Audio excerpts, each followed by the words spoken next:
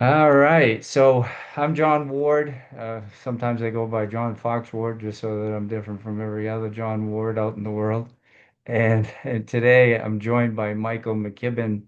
And Michael is the founder and CEO of Leader Technologies. And he's also the author of a new book called The Hidden Hand, The Unravelling of Rothschild in Israel. And so welcome, Michael. Thanks for coming on today. Hey, it's great to meet you and look forward to our conversation. Yeah. Okay. So we're just going to get it straight for the audience because I had this question. It's not a 10-gallon hat. It's a George Strait hat. Is that correct? That's correct. Okay. Well, as I've mentioned to you, I try to help people, control more of the money, have more of the money flow towards them in a concept called the infinite banking concept, created by R. Nelson Nash. And sometimes I hear from, people that listen to my podcast or my uh, YouTube channel, and they'll say, maybe you should create a separate channel because some of the stuff you're talking about now is not really just about infinite banking. And my podcast is the ABCs of IBC. And for the most part, at the very beginning, say 50, 60 episodes, all I ever talked about was the infinite banking concept. But for me, uh, ultimately, it's about love to me personally, is to help people, even when they don't know they need it. And because people suffer under the financial system that we have in place today and have had in place for over 100 years. And love is the first one, but freedom. And without privacy, uh, do you really have liberty and freedom? And so we're going to get into that a bit.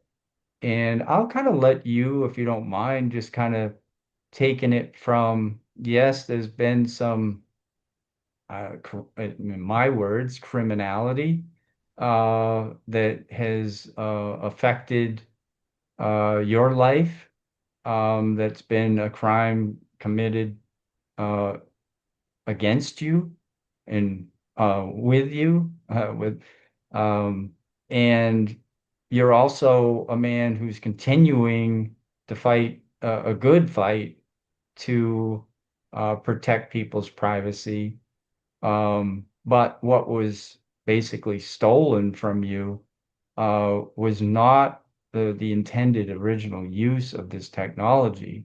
And so I'm kind of throwing that out there because I don't know exactly how you want to talk about it, but I'd love to hear, or at least have you share a little bit of the background of why you've gotten to where you've got with the new technology you have that I really want to share with people, that's going to help them stay more private and and also hear about your new book.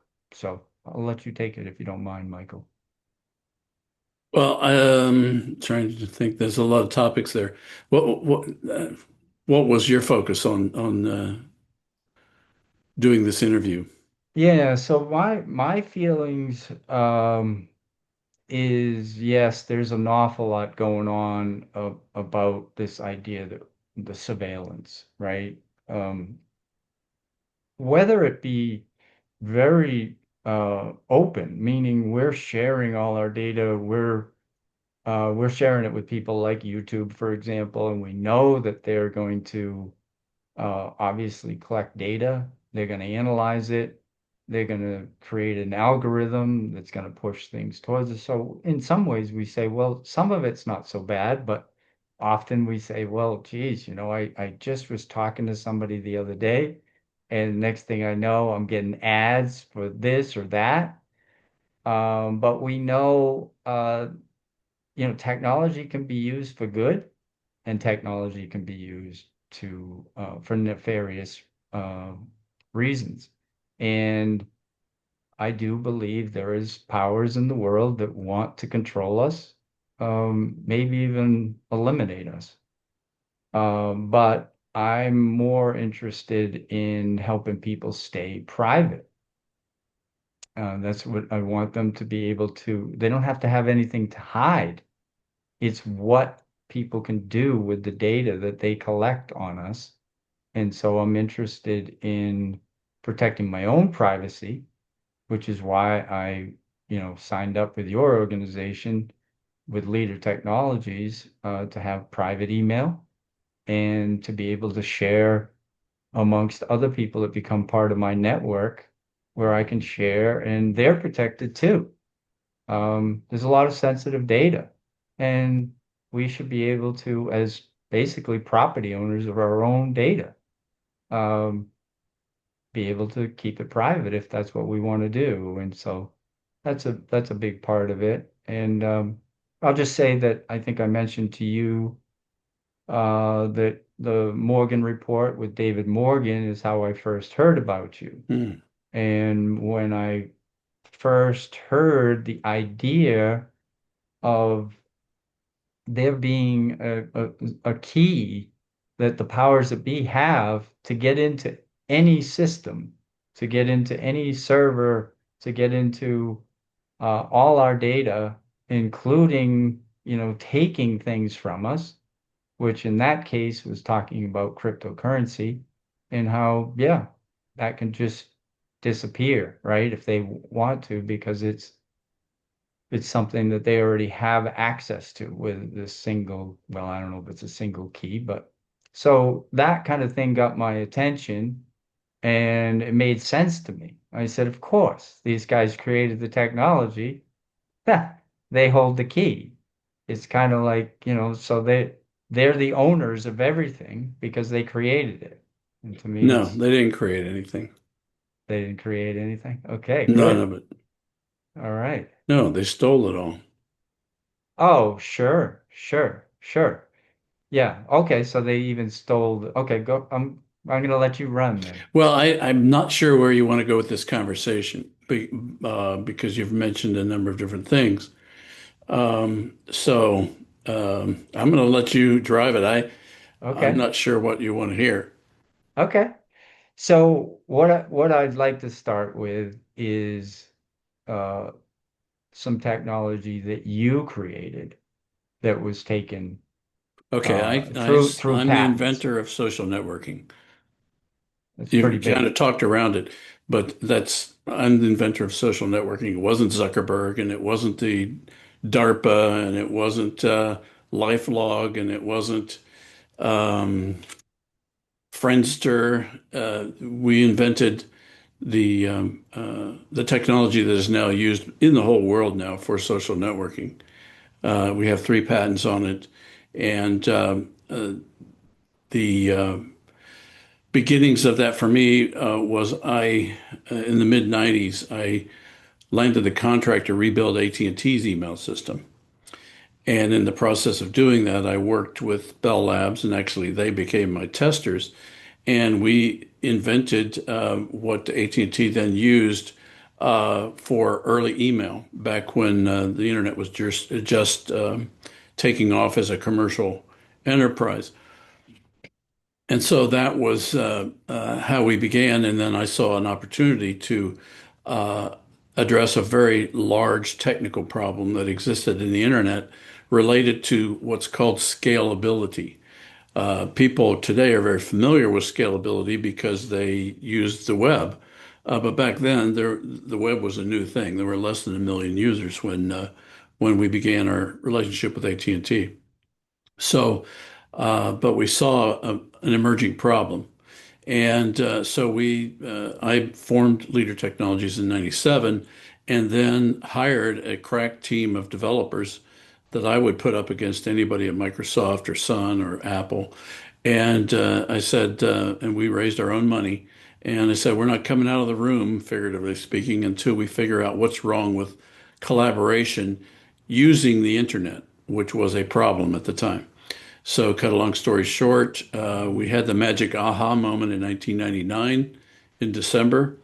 And then once we figured out what the problem was, we knew it was innovative and could be patented. So at that point, the internet wasn't big enough to make any money on it yet. So we started filing patents. And so we looked for the best patent attorney that we could find and were recommended to someone in Washington who, on paper, was the right guy. He was a professor of intellectual property law with George Washington University. He was recommended by everyone in government and politics, and he was the author of the Economic Espionage Act in 1996. So, on paper, this guy, Professor James P. Chandler, was the right guy. What we didn't know was that he was aligned with the British Pilgrim Society in London, and that he was aligned with a group of people who we now know from about 15 years of research is the group that is now called the Deep State. And they've been at it a long time. They've been at it since at least 1902. And their stated aim was to annex America back into the British Empire. And this was all headquartered out of the city of London. So it all had to do with bankers and it had to do with British aristocracy and this desire of the British Empire to run a one world government, which was their plan and what they wanted to achieve. So I'm jumping around over about 120 years here, but that's what we discovered. And in the process of we got our patents in 2008. We decided to sue Facebook for patent infringement at that time, and we did sue them in 2008 in November. And then in 2010, we received a split verdict. We had a jury decision that Facebook was infringing all 11 of our 11 claims that we asserted at trial. And then the courts then made up a new charge. And get this, they accused us of infringing our own patent. Is that possible? Well, according to them, it is. It was a charge called the on sale bar, and that was a bar that was created to prevent pharmaceutical companies from starting to sell their inventions to get more time on their patents. But it didn't apply to software because software was so fast moving.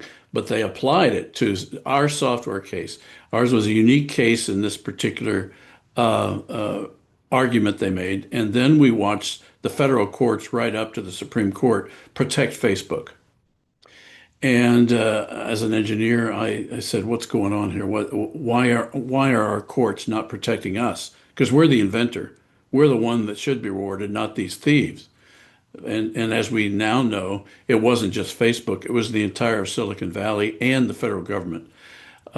And I'm summarizing a lot of things that took us a long time to figure out what was going on there. But I'm a civil engineer by training, and one of the things, if you have any civil engineering friends, you know that we're problem solvers. And one of the things we know is that we can't solve a problem until we figure out what the problem is. Mhm. And this includes the answers to the questions about our monetary system, but I won't go off on that direction. So we set out on a trek to figure out why the Supreme Court and the lower courts did not protect us as the inventor. And at first, we saw some early clues that something was wrong in Denmark, in that all of the judges in our case held mountains of Facebook financial interests during the case. Now, normally judges are supposed to recuse themselves if they have those kind of holdings. They didn't do that. In fact, when the issue of the conflict was risen in the appeals court, the court completely ignored the argument, completely ignored it. And then John Roberts wouldn't hear the case.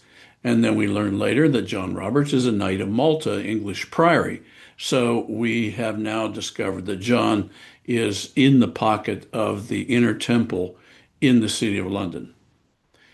You And know, can I just stop you there for one yeah, second with John Roberts, right? Supreme Court Justice, um, Chief Justice. Chief Justice, Chief Justice, yeah. And I've seen some pictures that I think are just like, I can't believe these people are. I always thought they were like almost uh secluded from the rest of all the rep, right? Because they're about justice. They're not gonna pick sides. They're not gonna be on teams. Of Oh course, they're man, human, so they have friends. But to get I involved drank in, that Kool-Aid too, by the way. yeah, and I I think most believed of that us at the have. time. Yeah, Yeah, now most I of know us have. differently, So but at the we time. don't, never would think that they would be part of some, basically some big corporate thing, right? I mean, that's the easiest way that I can Well, think of. it's more like it's a empire building. It's beyond corporate, but it includes corporate. That's what we have found. Yeah. But it's more Um, about the British Empire attempting to develop their New World Order. That's the name they use. yeah, yeah. Um, I own a book called The Rockefeller File. Not sure if you've ever heard of that, but it Hmm. was written in 76. And of course, they spell it right out. I mean, it's really the story of John. Kissinger and Volcker were both working for Rockefeller then. So Yeah. And then, we've dug into all of that in Kissinger and the Rockefellers and Carnegie and J.P. Morgan and Warburg and Baring. They were all members of this group in the UK in the City of London called the Pilgrim Society, and it's the best kept secret of the modern era because it was basically the vision of Cecil Rhodes in developing a new kind of corporatist federal imperial government that would be run out of the City of London. And they formed the Pilgrim Society with that specific aim, but part of the plan was it was to be a secret society. And so that why haven't we heard about it? Because they've done a good job of keeping their secret. And they've organized all sorts of feeder groups that we do hear about, but we don't know who's pulling the chain. Things like Chatham House, like Bilderberg Group, Trilateral Commission, Club of Rome, Bank for International Settlements, you name it, they've got Council of dozens. Foreign Relations. World Economic Forum, Council on Foreign Relations, Yeah. United Nations. They've got several dozen key names that are the feeder groups for what they do.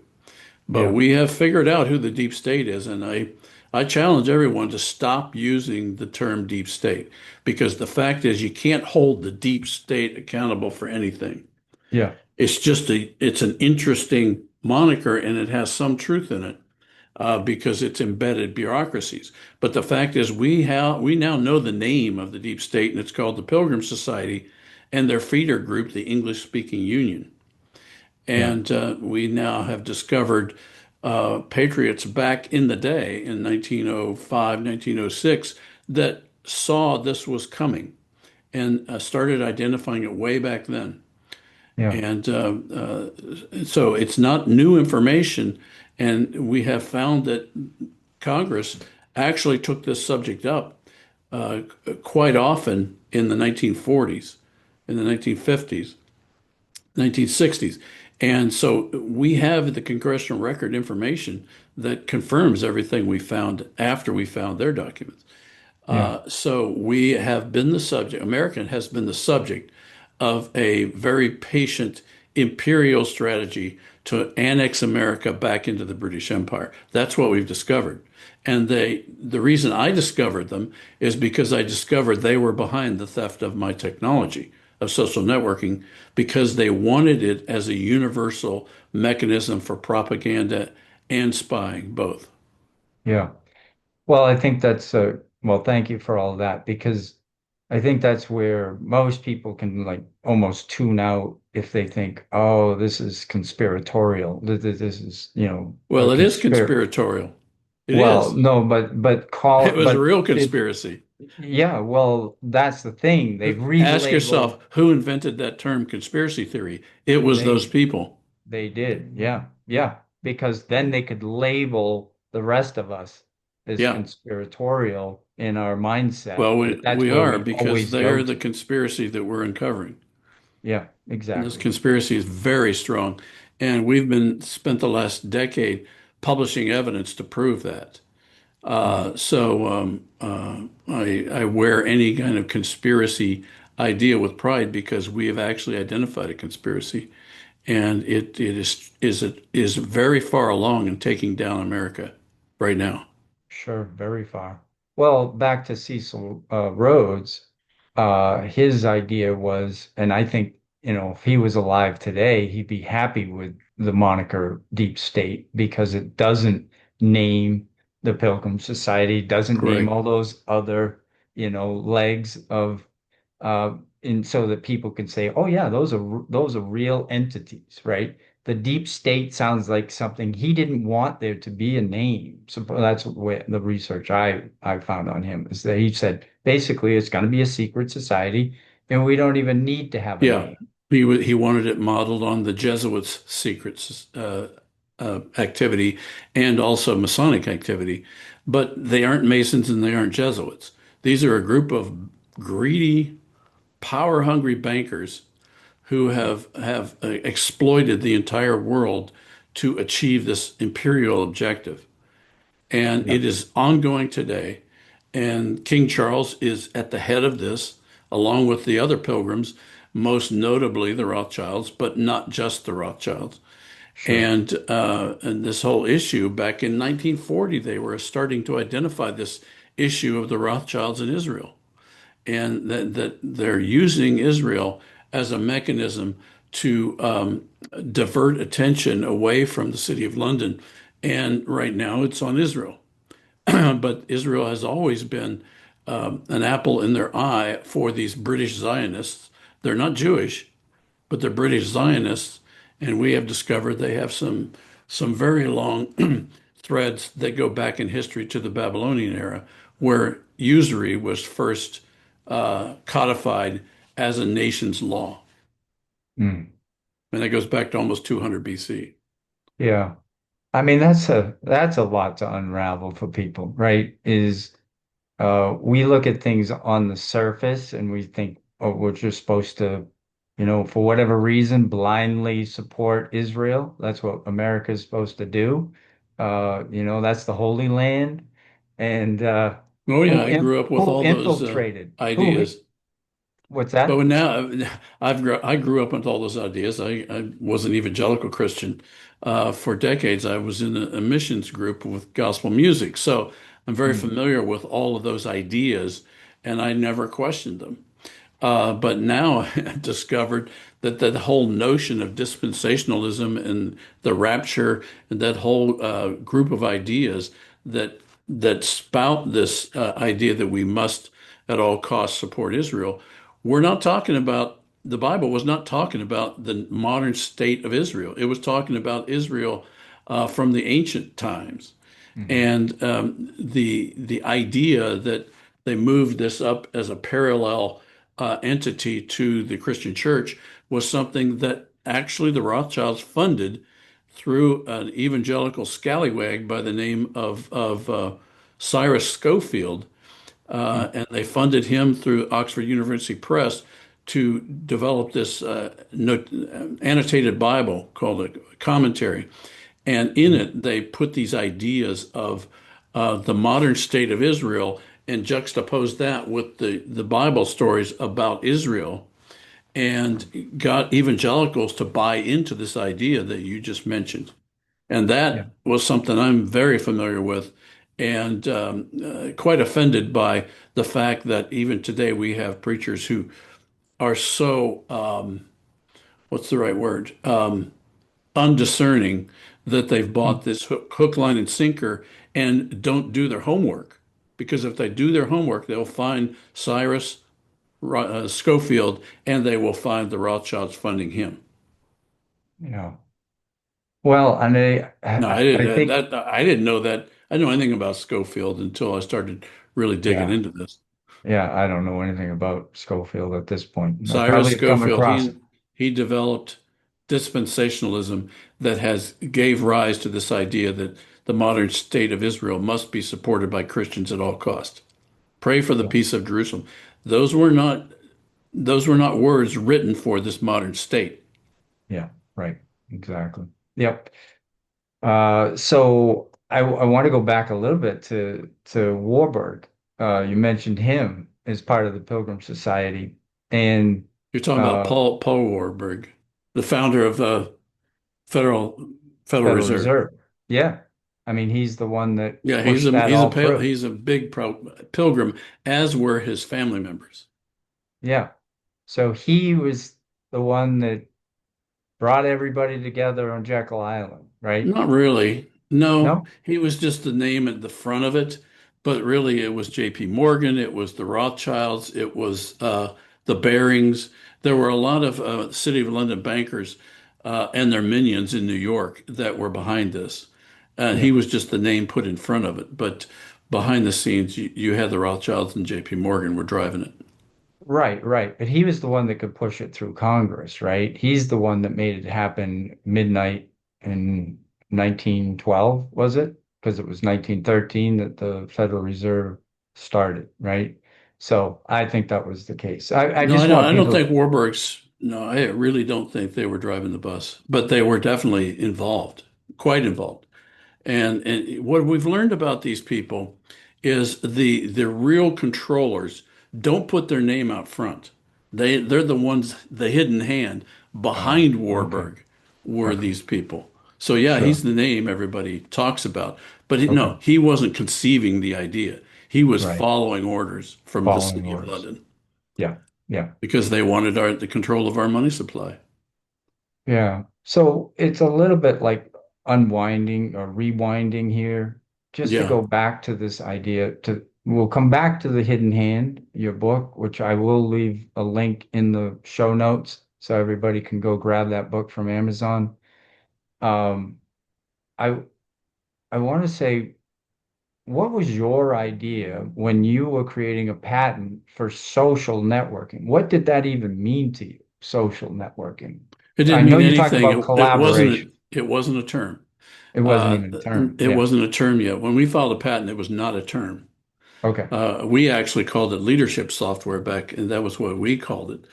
And so the issue the engineering issue that I was addressing was the lack of scalability in large scale networks. And if you recall back in the 90s, that was when the browsers first came out. Um, the the predominant mechanism for large scale collaboration in corporate America was something called groupware. And Okay. if Yep. you think of emails being exchanged backwards and forwards, you can create a lot of traffic with a group of people.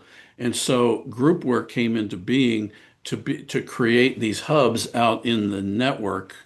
We call it cloud now, but it was just basically a large computer in the sky, Hmm. where people would come into these workspaces and then be able to share a file inside that workspace with the other people in the Hmm. workspace.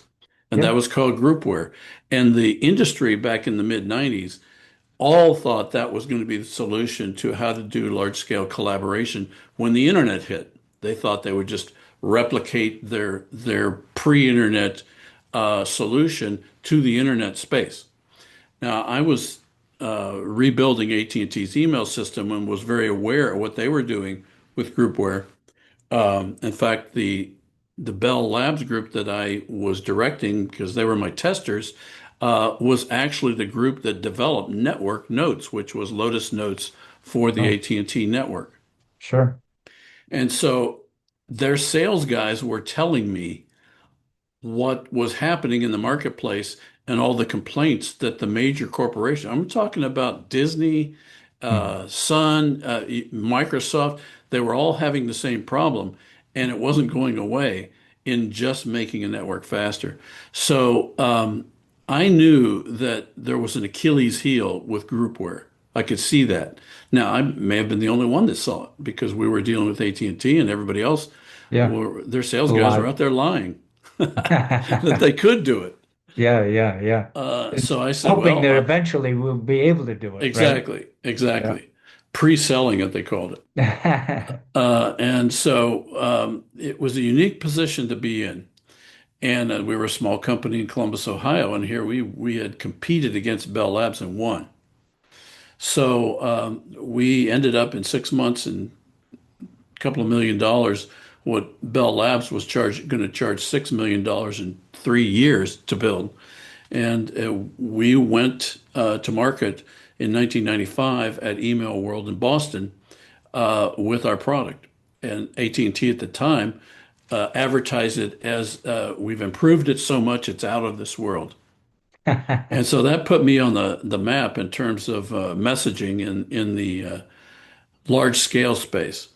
But I could see that was short-lived because internet capabilities give you the ability to link to a lot of people, and groupware could not handle that much in transactions.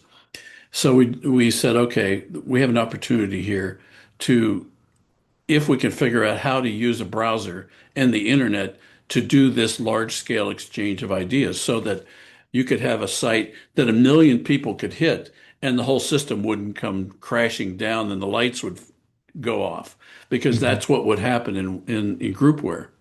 Mhm. The servers would overload very quickly. If you had more than 50 or 100 people hitting Absolutely. a server at the same time, all with a megabyte file, you could grind down any big network Wow. computer. So Yeah. we said we got to figure out a different way to do this. And Yeah. I will not go into many years of development here, but I will say that we determined that a whole different model for exchange had to be created. And that's when we developed the concept of using metadata to keep the file in one spot out on the internet and let a million people come and get it. So you Okay. weren't exchanging large files all over the place and replicating. If you're sending a 1 megabyte file to 100 people, you're putting 100 megabytes of data out into the environment. And if everybody does that, no internet server can handle that much volume. Okay. So that was the basis of our innovation. We figured out how to do it so you had very little uh, information coming out of a browser to the web. And then all of the heavy lifting is done out on the web. And I'm not replicating files to get that 1 megabyte file to 100 people. Gotcha. And there's a lot of details to that. But basically, we were solving a very big technical problem, and the other players, Microsoft, Sun, Apple, Groupware or Groupwise, Novell, Sun, they Oh, were yeah. all going down that path. All of Yeah. them. It was Yep. like they had drunk the Kool-Aid and they weren't coming back, Yep. and that everybody else was following along behind them. The entire technical market was following behind them because they figured they must know. IBM was another one. They must know, so we'll go down that path. And I said, no, we're going over this path because that one We know it's will not going to work. they'll never reach their goal going down that path. We knew that. So rather than tell people what we'd invented, we just went underground. Literally, I told nobody what I was doing for 3 years. Okay. And we invented, and when we had the magic idea, I immediately went to Washington and tried to get a patent because there wasn't enough commercial activity to make money on it at that point. Yeah. And that's when I began to be engaged in this global conspiracy, and it is a conspiracy to annex America. Now, I didn't know that at the time, but now I do. That the entire plan of our technical world is to have one large computer system that a single entity controls that forms the one world government in which all of us are going to be slaves and in debt slaves, basically. And it was going to be funded by bankers. Bankers were going to run it. Sure. They were looking for this magic bullet to control the whole world. And they needed a computer system and a communication system that was their monopoly, and they weren't going to let other people play. And if people try to play, they would maybe let them go for a while, but sooner or later, the person was either going to get ripped off like I did, or worse. I mean, there are inventors who were killed Sure. for their technology. Now, I know now the genesis of modern communications and how it developed out of Morse code into wireless telegraphy with Nikola Tesla, and then into radio, and then television and satellites, and now internet. And that's where I came in. My invention was the universal platform for doing communication in the internet. And what I discovered is there is a group of people in this world who uh, are one thing publicly, but are demons privately. And they're skilled at their task, and they're very patient at their task, and they all organized together in something called the Pilgrim Society, which had its American members, but it was primarily a British operation with a branch. They actually called that. Today, they still call the American Pilgrims the branch of the British Pilgrims. And they advertise themselves as this dinner group that gets together a couple times a year, and they smoke cigars and they drink brandy, and they just have a good old time. They're just good old boys. No, that's where they get together to uh, carry forward their agenda. The whole Rhodes Scholarship system is a recruiting mechanism for the Pilgrim Society that was Mhm. specifically funded by Cecil Rhodes and the Rothschilds to be a mechanism to take two Americans from every state every year since 1905-ish, when the Rothschilds took it over. Cecil Rhodes died in 1902, so the Rothschilds pretty much have been running the Rhodes Scholarships ever since. Mm. And it's specifically there to take two from each state, get 100 students there every year, and to teach them to become British. That is their task, Yeah, be to make them pro-British. be pro-British to, you take some of the smartest, intellectuals, young intellectuals we have in the country. We give them a badge, basically, you're a Rhodes Scholar. I mean, they're so good at marketing everything. It's like, hey, we should look up to these people, but they're basically programmed, right? They're Yeah. programmed to be a different Yeah, person, really. and one of the key tasks of this group was to control propaganda. And they organized a big event in 1909 called the First Imperial Press Conference, 1909 on June 5th. It went from June 5th to June 28th. And in that time, they brought 650 of the newspapermen from the world, from the entire British Empire. That's on paper, but in fact, they had American journalists there too, from New York Times, Washington Post, Chicago Tribune, Los Angeles Times, a couple others. Said that. Anyway, they had them over there, and the specific task of this group was to organize telegraphy worldwide so that they could send a single message out from the City of London to all of their newspapers around the world, and they could control all propaganda all the time. That was one of their key tasks.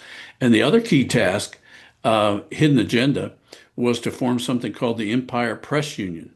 And that press union was going to control the messaging that would come out of the British Empire for the entire world. And so they did that. And the third thing is they recruited agents for their new formation the next month of British MI6, MI5, and GCCS, which became GCHQ. So this fusion of intelligence and propaganda, I always thought, I asked myself, which is it, the tail or the dog? And in this case, it's newspapers who are the spies.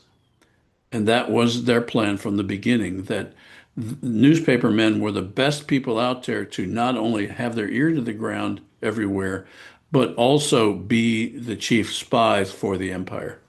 And so, with that, we had this unholy alliance, and we had this power because they had the money of the City of London and the Rothschilds behind them so that they could pay for whatever they want. And that's why so many of our ideas and our ways of thinking today, you and I are old enough, we were infused with these messages that have turned America away from its founding roots. slowly, gradually, patiently, but we're there now. I mean, Yeah. look at how the notion of the founding has eroded, and we don't take, like you said earlier, we don't take responsibility for ourselves, and therefore we're losing it, and that Hmm. is true. But we are the victims of this Imperial Press Conference from 1909. We are the Hmm. victims, and then Yeah. they teamed up with the psychology world of Hmm. Madison Avenue and the Kaiser Wilhelm Institute, and specifically the Tavistock Institute, which basically has been well funded since then. And the Rockefellers were quite involved with funding Tavistock to learn how to do propaganda well. And these people are, in fact, the creators of the modern meme uh, approach to mind control. You should look at their newspapers back in the and their books. I mean, they were great at these illustrations, and they turned empires. They turned the empire against Germany using memes. Yeah. Wow. Uh, so much to say, I guess, or maybe not. Um, you know, I look back on my life and I go, man, I know I'm asleep now at some level because I've been asleep so much of it. You know, I went to college and tried to get a piece of paper so that I could get a job What'd you that get? paid. What'd you study? It was communications. Oh, so Yeah. you were in the heart of the beast. Well, it's funny because, I worked at the radio station Oh, there you go. and I was just a news guy. I just read the news, and that's all I did. I mean, You were a news reader. yeah, Yeah. we would, crank out You, of the little wow. unit like a printer. It's like a water. It It's was like like it a was typing, huh? exactly. Like a That was teletyper. exactly what the Empire Press Union was creating back in 1909 was that system that you read from. Yeah, yeah. I didn't even know how to say Israeli. I got totally embarrassed by one of my fraternity brothers because he was up at 6 o'clock in the morning. Most fraternity brothers are not up at 6 o'clock in the morning. They might have just got in at 5 or 6, but he was always up. And so he was listening to the radio station. And I'm reading whatever I'm reading. And all I can say is it was United Press International, UPI, and AP. And Reuters. And when you Reuters is think the third about, one. huh? Reuters is the third one. Oh But they yeah, were I, all a I don't part of the remember anything empire. coming from Reuters, but Oh, maybe, Reuters creates all of it. well, All of they're, it's coming from Reuters. yeah, well, now it's like, yeah, I know a little bit more about Reuters now. Yeah. Uh, I've known about them for decades, but that they're so corrupt Well, that they're, it's worse than that. They are the mouthpiece for the Rothschilds and have been since the mid 1800s. uh, They were assisting the Rothschilds were using Reuters to play the stock market in Germany so that they could make their bets and be in and out of deals because of their superior knowledge using Reuters as their tool. Back in the day, it was Morse code, and even back before that, it was carrier pigeons. So they learned long ago that if you control the means of communication, you will control markets so that you never lose. Or if you do lose, you plan to lose so it sounds good on yeah, some news yeah. thing. Well, it's like the casino. We'll lose 5% of the time, but Right. 95% we're going to win. So, yeah, Exactly. we're okay because that makes it look like this is fair. This is Yeah. by Yeah. chance, and it's Exactly. not by chance. None of it's by chance. And so that's, my little thing is I just regurgitated. And of course, you've seen those visions of, Chirons is that down what they along the call them? bottom. They call them Yeah. chirons. The newsreaders, that Yeah. technology in the internet space was part Yeah. of our invention. Oh, really? They actually called it Leader Plus. Um, Really? yeah, Okay. when they stole it and started distributing it in the social space, they didn't even change our name. It was still Leader Plus then, but it Yeah, was an that's how. ability to push one message, like I said, scalably to everyone at once. And before you couldn't do that with computers until our software came into play. So maybe this is a good because I did say we'd keep it to like 45, which would probably past that. I can't see now, but uh I do want to go back to okay. So they of course your technology was stolen.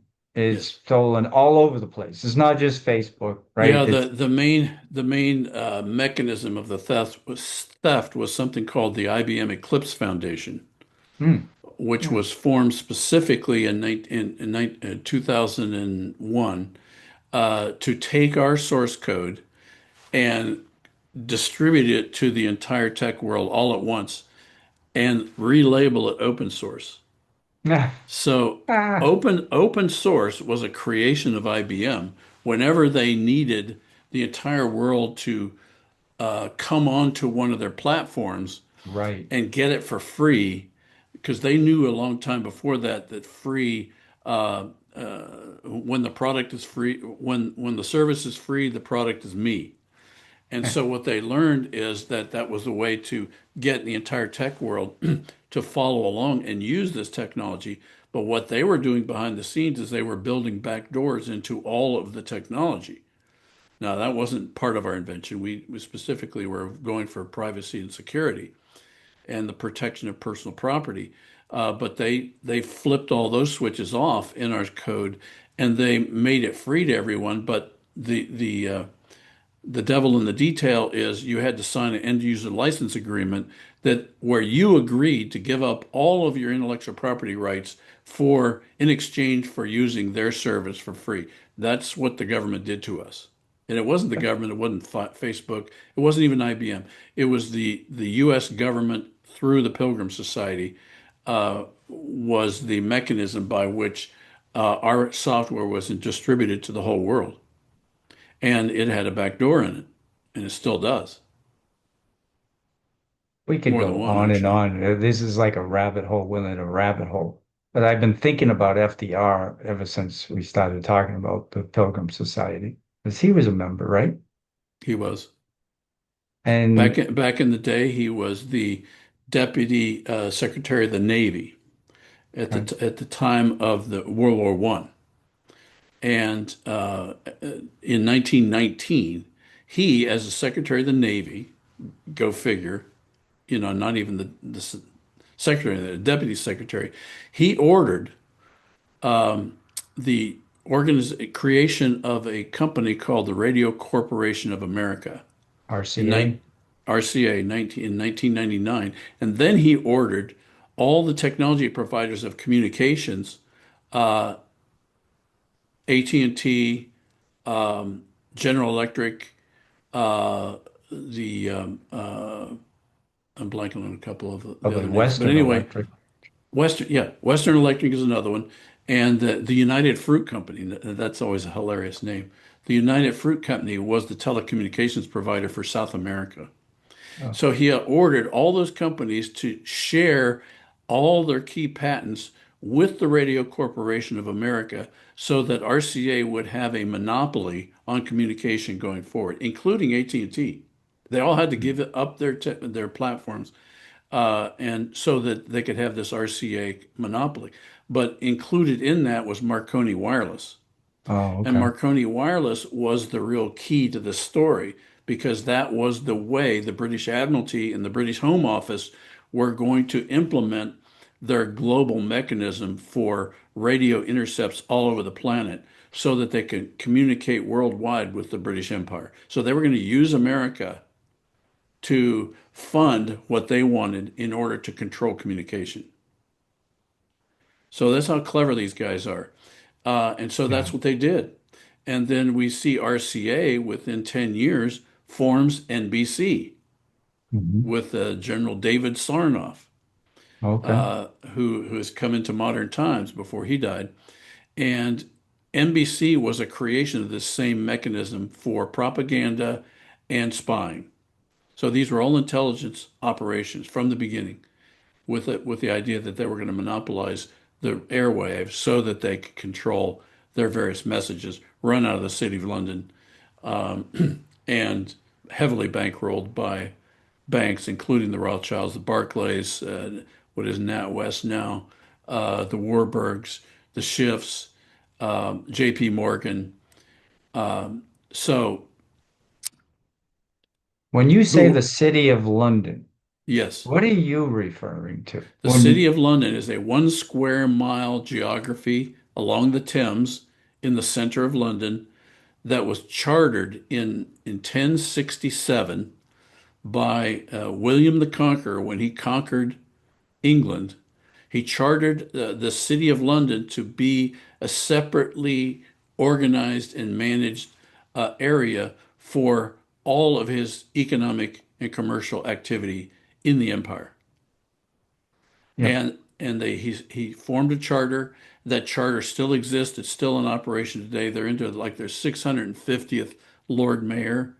And it is the location, as we have found in our historical research, that the Babylonian bankers of ancient Babylon who had moved into Europe then finally got their beachhead in England through the city of London.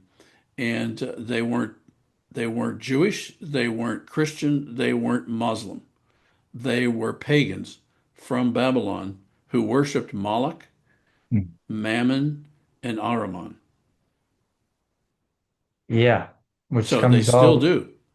They still which do. comes which comes all the way back to all this craziness, whether you say Epstein or child Yes. trafficking, Well, look right? at Epstein. He's got a Babylonian temple on his island.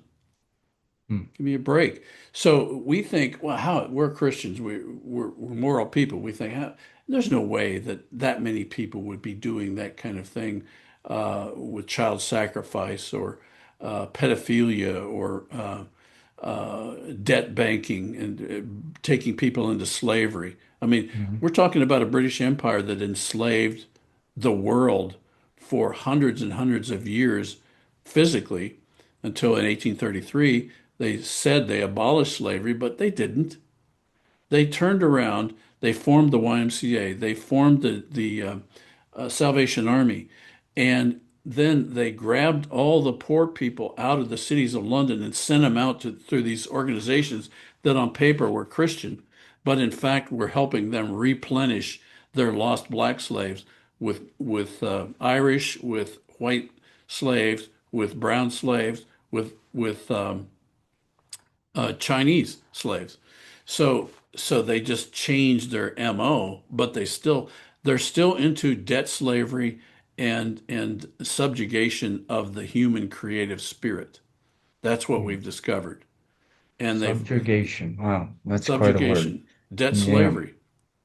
And so that's why they love debt, because debt, they learned from Babylonian days that debt was the key to constant control of a population. And once those lawyers and those accountants and those bankers learned that in Babylon, they kept control till now. Yeah. Yeah, they never gave up. They They never never gave up. No, they controlled the Silk Road back in the Babylonian days, and that was the big trading route for everything from China all the way to Iceland. And they were controlling that anciently. And these one of the interesting things, why does this Jewish thing keep coming up? What's the deal there? Well, what we discovered is that in 600 BC, the banks of Babylon were writing down their contracts on clay tablets, very meticulous contracts. And those contracts were everything from commodities to grain to property sale, but also included trading of slaves and taking people into debt slavery. And they did that. And what we discover from these cuneiform tablets is back in 600 BC, these people were claiming to be Jewish. And yet, when you look at their blood type, it wasn't Jewish at all. It wasn't even Semitic. And so, what they learned, what these bankers learned from Babylon, is that the rest of the Silk Road wanted to do business with Hebrews. They wanted to do business with people of the book, they called it. And so, okay. what Yeah. these bankers learned is okay, fine, we're people of the book. We're going to call Yeah. ourselves Jewish. Exactly. but they didn't live the Jewish life. And in Yeah. fact, in 600 BC, we now can correlate that with Ezekiel's words in the Bible, where he called usury an abomination and told Hmm. the Hebrews, don't do usury. And yet, these bankers in Babylon, that's the way they made their money. They collected the taxes, they ran the armies, they funded everything in Babylon as these bankers. And so, what we have concluded here is that the Babylonian mechanism for debt slavery was such a powerful tool that once they had it, these people never gave it up. They just passed it down from generation to generation. Yeah. And that's what we saw in these Babylonian archives is hundreds and hundreds of years of contracts from the same families. And the reason they kept those contracts is because there was slavery there, there was debt servitude into multiple generations of property, and that's the way they kept control was through debt slavery. And then they passed their assets from father to son, Hmm. and that was one of the things in the specifically in the charter for the city of London in 1067. It's not a very long document, but in it it specifically says that the right of being a member of the city of London could pass from father to son, not from Hmm. father to daughter. Now it has done that since then, but back in the Yep. day it was that same Babylonian concept. This is a Yep. bloodline thing. Yeah. And if there was no son, then they arranged a marriage with somebody that they wanted to take Right. over, the husband to So take over, yeah, right? so these people were profligate from day one. Yeah. And so it So, was all it's all a interesting to ruse. say Babylonian and say 600 BC, and let's just take it up to something that people maybe can get their heads around. To me, reading Murray Rothbard's book, The Case Against the Fed, uh, this counterfeiting that ended up happening really to me, is sped things up. Uh, Counterfeiting of what? well, just creating money out Oh of, yeah, yeah. continuing to, Well, think because about it. that's what I he think refers to it as think counterfeiting, which about I your think is, mortgage. Think about your mortgage. yeah, Okay. So your mortgage has got some kind of interest rate associated with it. yeah, Now ask yourself, did that banker do any work at all to deserve being given 7% or whatever the number is on a no. mortgage paying forward when that banker did nothing but shift paper around? Well, we basically give them the right. We sign off as a representative and they go and create this money. That's what I try to explain to people is that we are actually part of the problem. When we take a loan from a commercial bank, they go and create that money out of thin air. But they do. They get it. They get the authorization from the Federal Reserve. So Yeah. in the end, here's the problem I see is that Federal Reserve was a creation of this group we call the Pilgrim Society, with the Mm. Rothschilds being a key player. I think that's a And very important point to make, right? To just tie it right together immediately. That, exactly. don't That's believe in what the Pilgrim Society because you don't know anything about it. Well, look at the Federal Reserve. Who exactly. created? Yeah. Now let's go back before that. Let's go to Alexander Hamilton. He's praised in some circles and others not. But Yeah. what we discovered is that he was born from his earliest days he was a slaver, and when he came to King's College in New York, now called Columbia University, he was funded there by such British slavers called the Krugers. They weren't British; they were American, but they had many British contacts, and so we see this young man come forward, and pretty soon he's on George Washington's. He's a charge d'affaires for George Washington. He's an aide, and then we see him push forward two books, which were both British books on how the Bank of England runs, and that Hamilton used those as the proposal for the first four banks that were created during and after the Revolution. One of them was actually created during the Revolution. And what we see there is that he was contacted through the Krugers, this family that sponsored him, and those Krugers were quite closely associated with the London Assurance Company, and the London Assurance Company was the Lloyd's of London of that day. Oh, okay. Lloyd's was there too, but this assurance company was the major insurer of ships worldwide. And he was closely associated with the son of the owner of the London Assurance Company, and they were tight with the City of London. So what we now see is that Hamilton was not there as an agent of the revolution. He was there as an agent of the City of London and specifically the Bank of England, and that he was the major progenitor into the 1800s of our policy on how we were going to handle debt. And it took a long time for them to, well, it took a century for them to finally get what they wanted in the Federal Reserve. But they were using Hamilton to try to do that work back in the day. Well, as you say, patience. This is Yeah. a group that's very patient, and that's how they operate, and they don't Well, even have to hide. Yeah. Cecil Rhodes told his disciples that this plan for a world federation, imperial world federation, would take 200 years.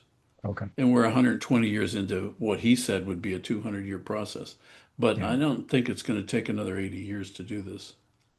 Well, because he didn't predict technology to move maybe the way it's moving, right? Well, back in his day, they had the railroads were big. They had telegraphy, so they had fairly quick communications back in the day. Yeah. That's Okay. what most of us don't realize. We think it can't be that fast. But if you look at their newspapers where they were reprinting telegraph messages that they were receiving from all over the world, it looks like texting today. Oh They were yeah. reprinting those in the newspaper. Huh. Wow.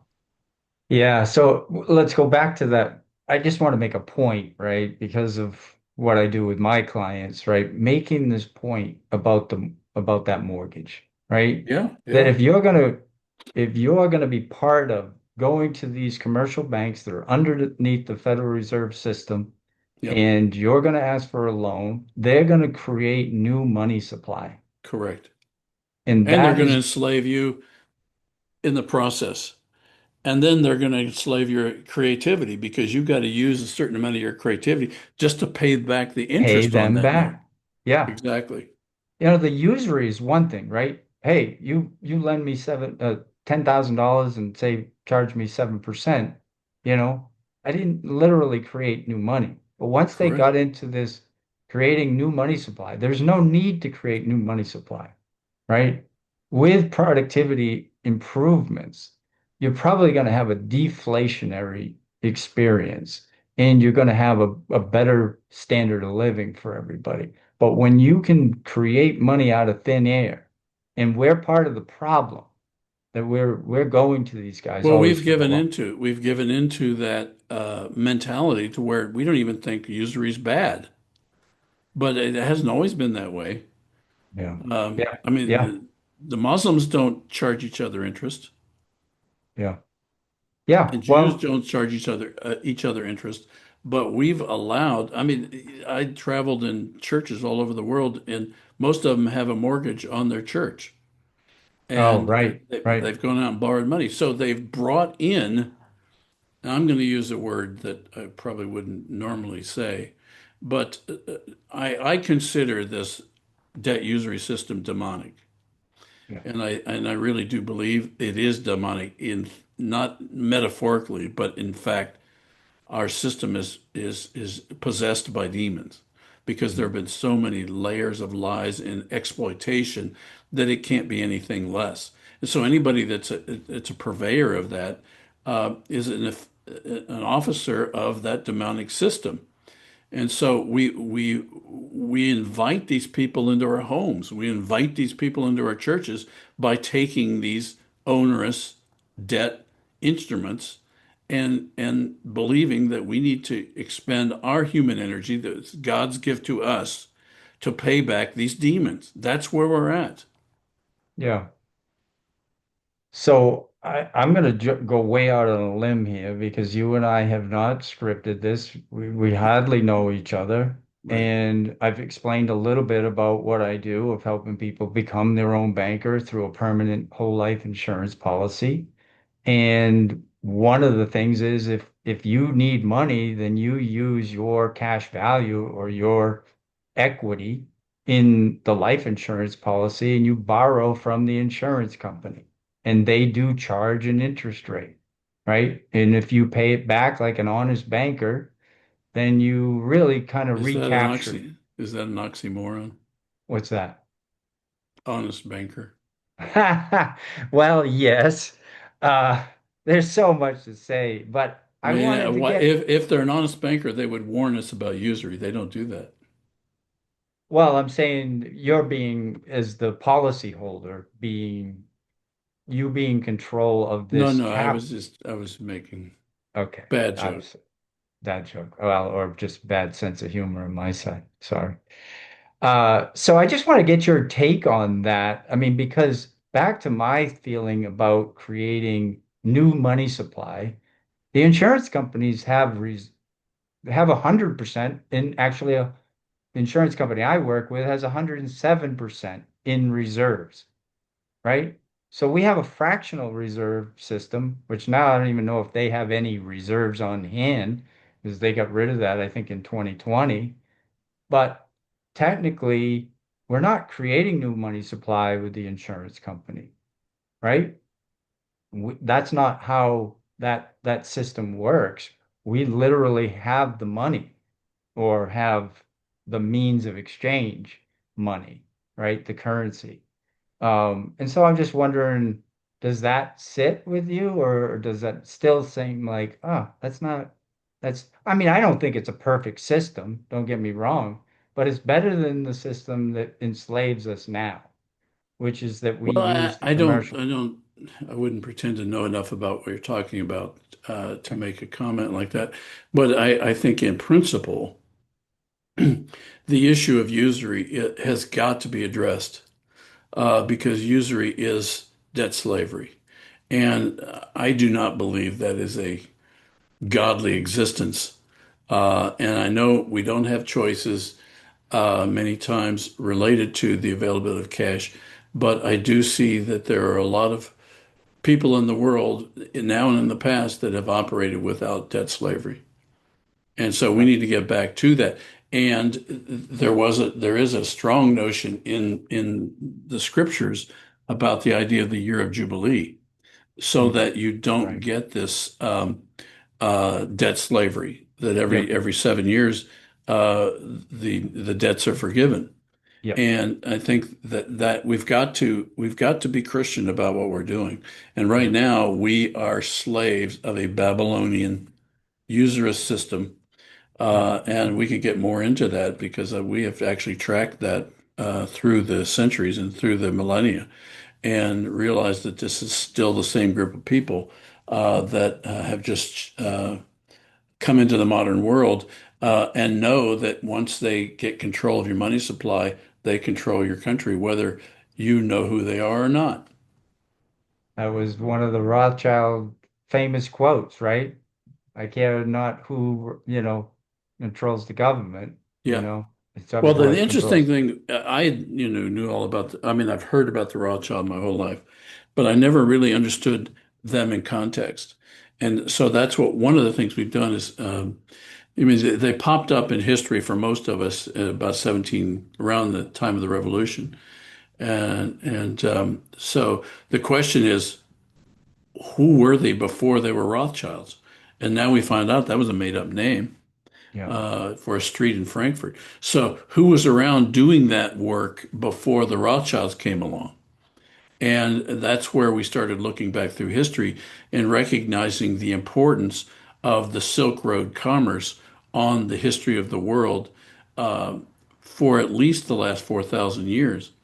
And that the people that were the merchant bankers of the Silk Road were a group of people that came out of Babylon. That's one of the things we have discovered.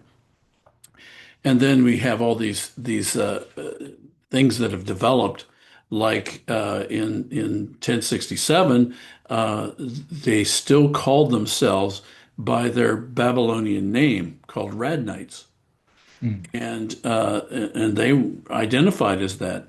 And then once the Radnites got control of England and the shipping of the island of England, they changed their name.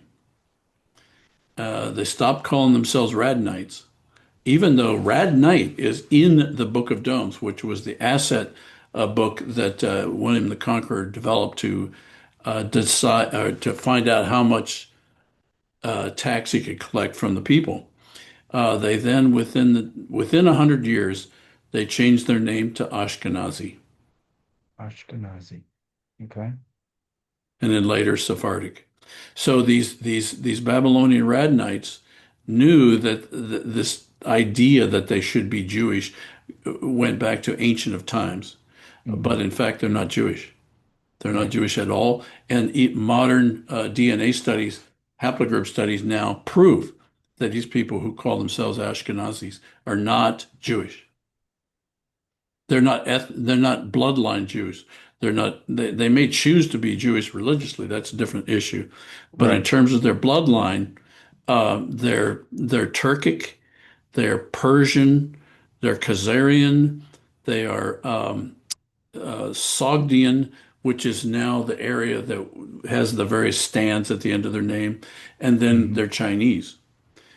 They're Hmm. not even Semitic. And so, isn't that curious that in 1913, the ADL was created, and that was to protect this false identity. Hmm. So what is the makeup of Israel today? It's Ashkenazi. It's basically this blood mix that's not Right. Hebrew. And how about Palestine? You mean the There's, there's, Palestinian? You mean yeah, the the Palestinians? Palestinians, they say, Oh, they're Semitic. yeah, exactly. They're the Jews, right? They, No, no, no, no. They're oh, not. No, no, they're not Jews. They're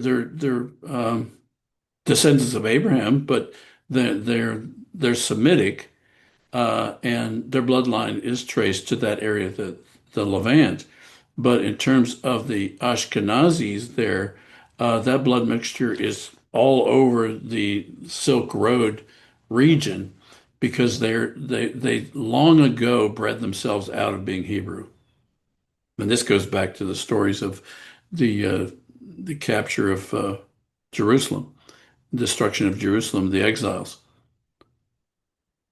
So I'm hoping we're going to continue this here conversation.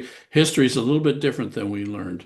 Yeah, yeah. So I want to bring this back to what you're doing now.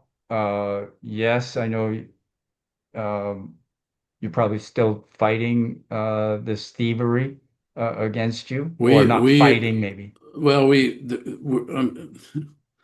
we took a case all the way to the Supreme Court, and we Right. watched the federal government not protect the inventor. So I'm not real keen on more court cases because that is a grifter system in my view, all the Sure. way up, even Yeah, the senior, absolutely. even the most senior judges. So we have written something called the Miller Act notice, which is basically we have proven that the federal government stole our technology and gave it to the rest of the world, and therefore the federal government owes us for uh, compensation for what they stole.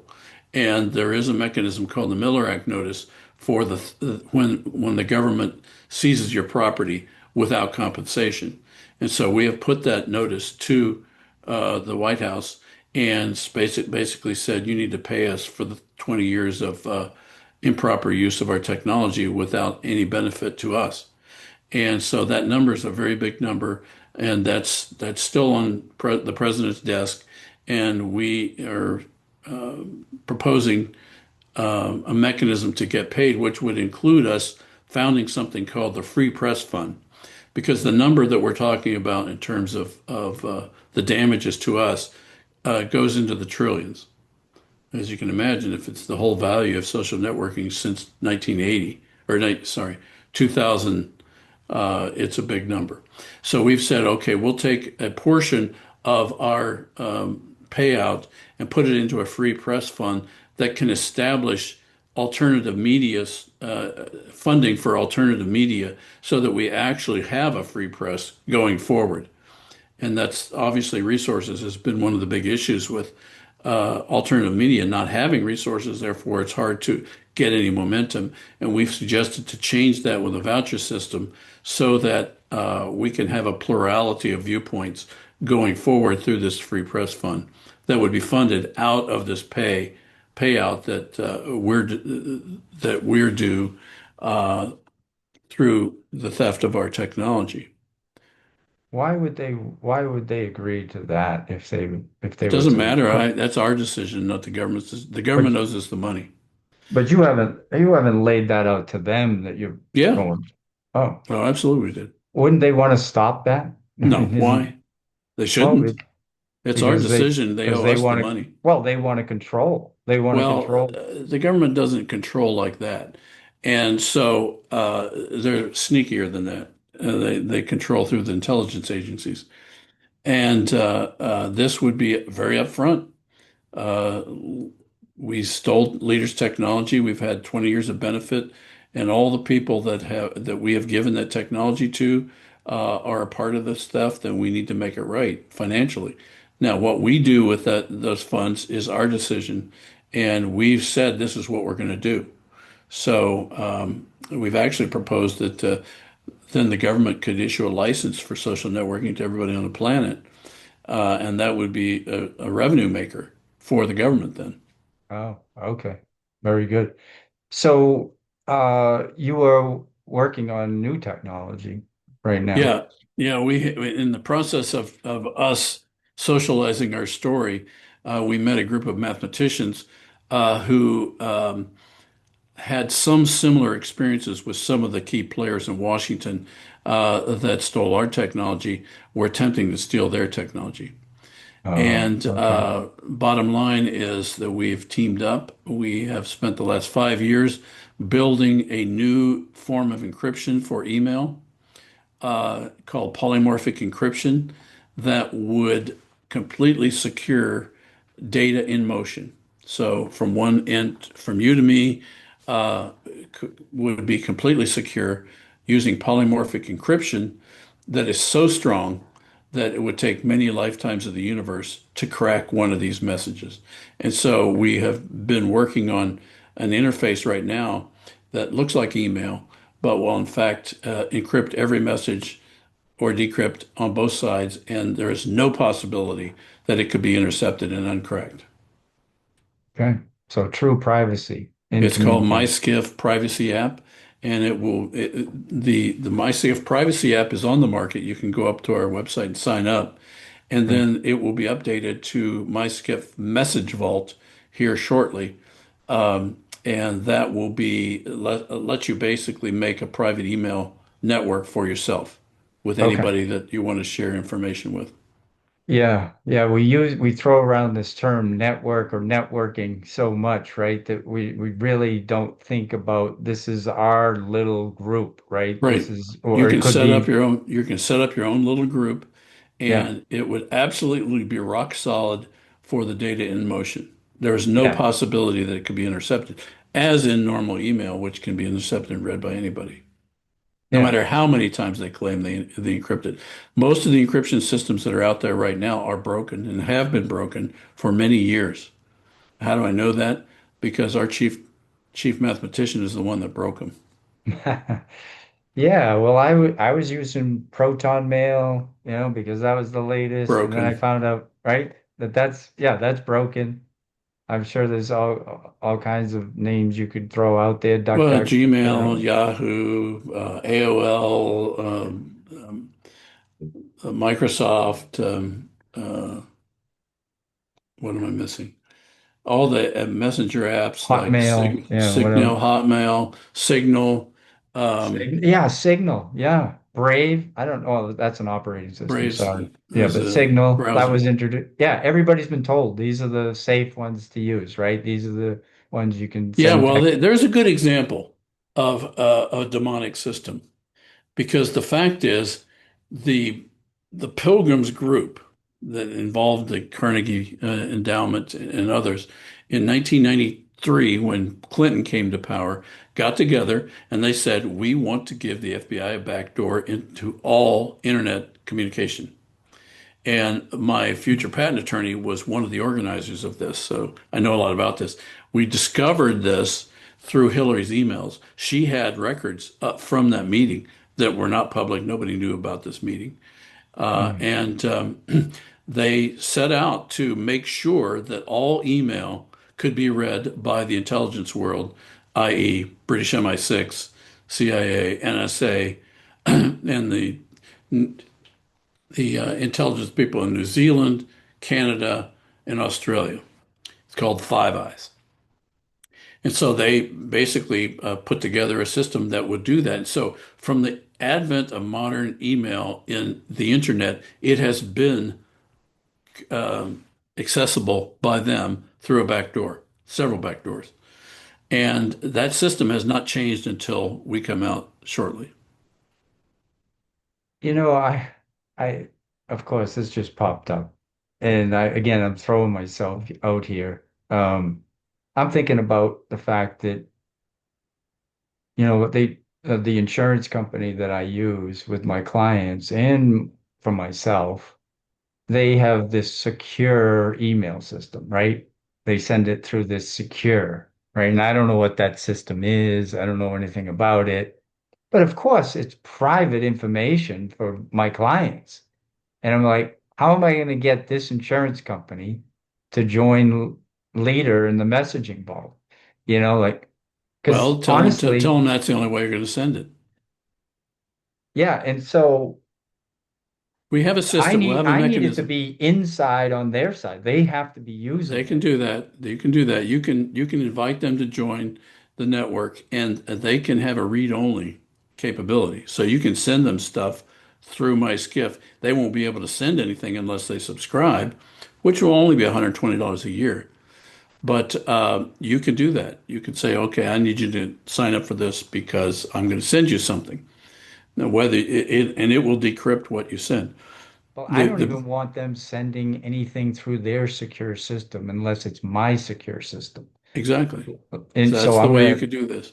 yeah. So yeah, I know that. I know there's a couple clients of mine that eventually will listen to this and go, "Oh God, Well, you I thought, the issue with this is we've got the heavyweights to prove everything I just told you, and um, most people who do security have at most read two books, hmm, or they went to one course on encryption, and that is the level of their expertise.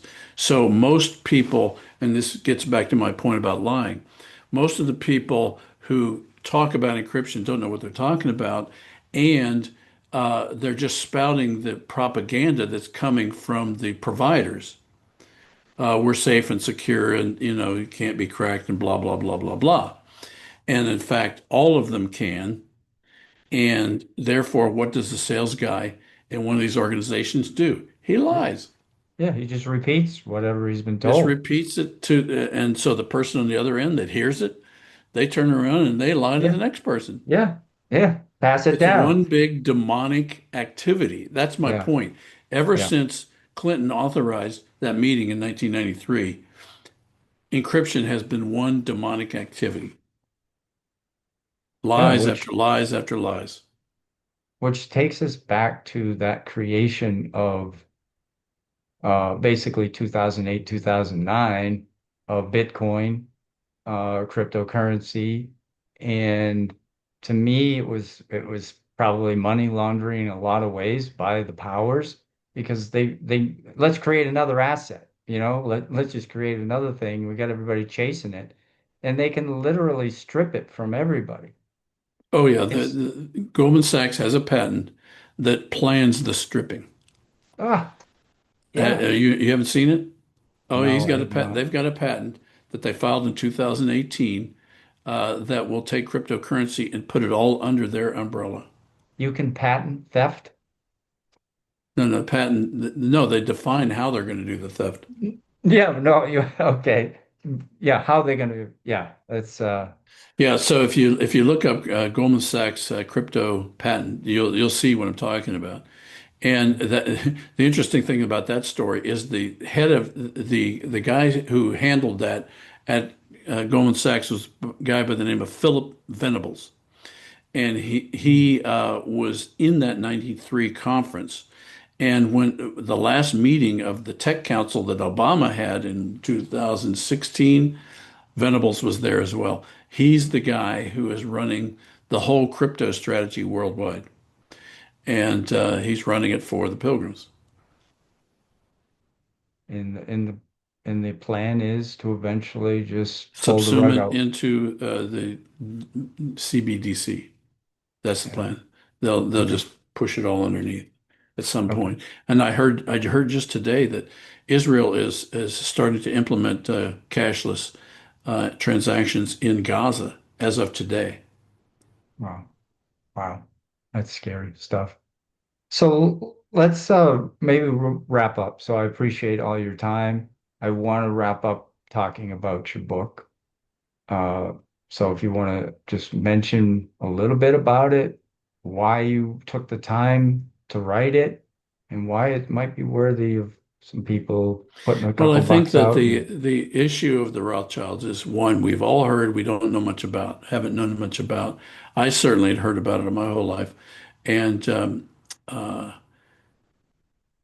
it really came to the fore for me when I started discovering these British connections to our economic system and how one of the key areas of their control is patents. And so that's mm, how I was introduced to this idea. yeah, And why patents? Because patents represent human creativity going forward. And so it's a lot of value. The idea of new products and new technologies is really wrapped up in patents. And that's why these bankers have to control patents. And most people don't know that since 2006, the American patent system has been run by British Serco. mm, yeah, And so what we've seen is there's this focus on uh, banking activity, and so the question is, what is the role of the Rothschilds? They're not the bogeyman for everything, but they generally become that because maybe a poor research, maybe no time to do research or whatever. So it's the Rothschilds, um, oh, or sure, it's just kind of like it's the Russians, it's the right, right, Rothschilds, right, whatever. right, But right. it's It's the banking, it's the Chinese. Rothschilds. It's yeah, blame Yeah, it yeah, on yeah. somebody. Like, Yeah, it was China. Yeah, it's China, yeah, China, China, China.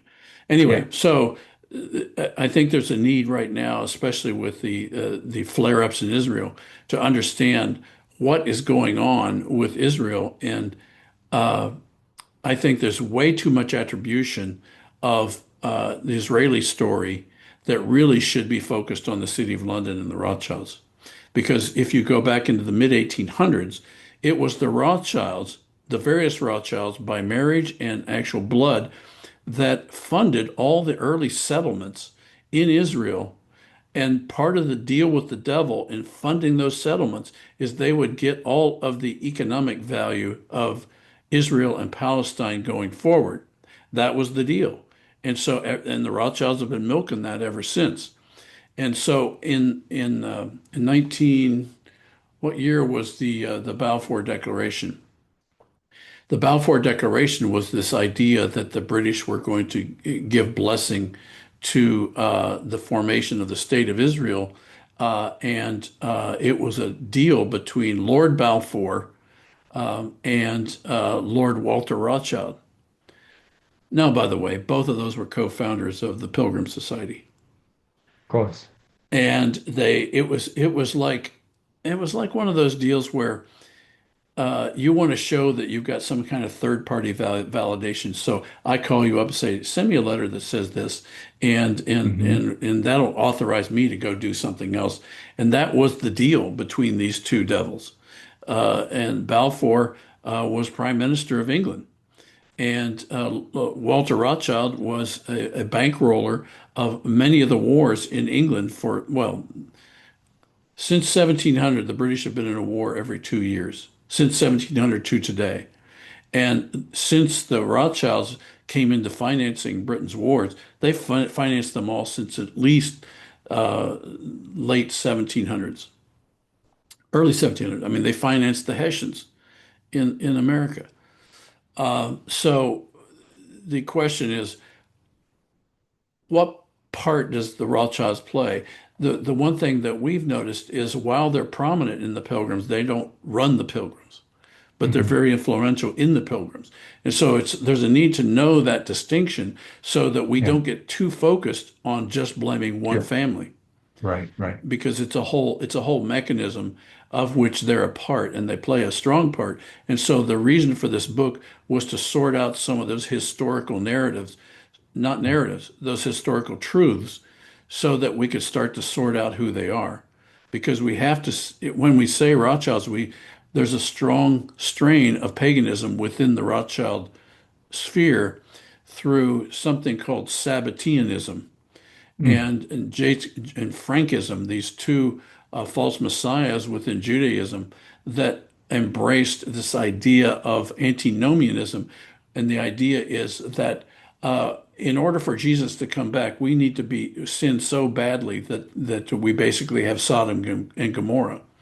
And this idea was pushed, and the Rothschilds picked up on this and funded a guy by the name of Jacob Frank to push this idea, which was basically paganism and anti-Christian. It was anti-Jewish.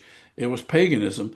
But the Rothschilds picked that up as a religion, and then they funded Adam Weishaupt to form something called Illuminati, and that was a Rothschild-funded activity as well, so that the Rothschilds could say they were Masons, and so they could start getting British titles. That was the reason. They never really practiced anything. This was all a Rothschild scam right, right. from the beginning. And now we So the know. hidden hand, the hidden hand can be found on Amazon. I'll put a link again in the show notes. And yeah, I think this has been awesome. It's a start for Oh, some. it's my pleasure.